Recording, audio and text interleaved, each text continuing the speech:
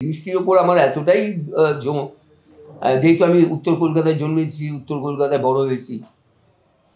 Tram line ধরে আমি থাকতাম হচ্ছে দর্জিপাড়া, ওখানে ছিদামুদ্দি লেন বলে একটা রাস্তা আছে, স্কটিশ চার্চ কলেজিয়েট স্কুলের উল্টো দিকে, আমি স্কটিশের ছাত্র।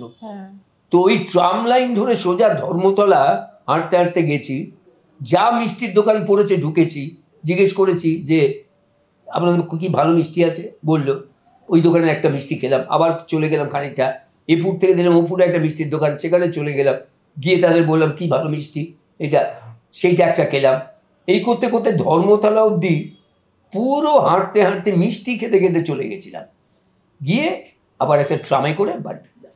আমার ওই গ্রামের খাবারগুলো খেতে বেশি ভালোবাসি, গ্রামীণ খাবার যেগুলো আমি বলি ওদেরকে যে এইটা নিও ওটা নিও, বা গ্রামের যে সমস্ত মিষ্টির দোকানের মিষ্টি, কারণ হচ্ছে গ্রাম বাংলায় পিওর ছানাটা পাওয়া যায়, আমাদের শহরের মতো বেশি ভেজাল তো থাকে না, কিন্তু ওই যে ছানার মিষ্টি বা দইটা বা গ্রাম বাংলার যে শাক সবজি, সেগুলো আমার খেতে খুব ভালো লাগে, বা গ্রাম বাংলার যে ছোটো মাছগুলো, আমি সেগুলো খুব খেতে প্রেফার করি। আমি সেগুলো বলি ওতে আমার দলকে যে এগুলো এগুলো ইয়ে করো, এগুলো ভালো লাগে আমার। আর কিছু যেমন ধরো ওই বাঁকুড়া যেতে পরে মেচা সন্দেশ খুব ভালো লাগে। তারপরে ধরো আমার একটা ভালো লাগে শান্তিনিকেতন যাবার পথে গুজ করার আগে ওখানে একটা দোকানে মালাই টোস্ট পাওয়া যায়, অপূর্ব, সেইটা খেতে ভালো লাগে। তারপরে ধরো এরকম কিছু না মানে খাবার রয়েছে, যেমন জনাইয়ের মনোহরা খুব ভালো লাগে। হয়তো অনেকে বলবো অর্ধ চিনির ডেলা, ঠিক আছে, আমার ভালো লাগে। এইরকম কিছু খাবার রয়েছে যেগুলো সত্যিই খেতে ভালো লাগে। বর্ধমানের সীতাভোগ, মিহিদানা।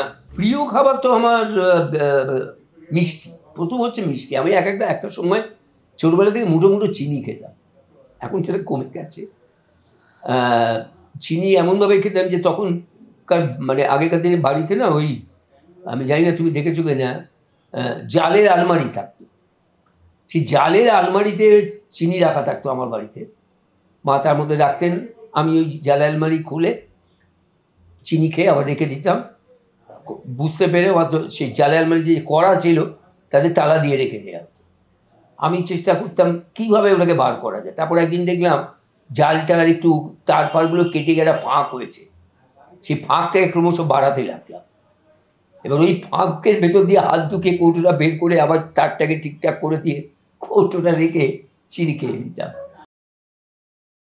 ডাউনলোড করুন এই সময় অ্যাপ iOS ও অ্যান্ড্রয়েডের জন্য।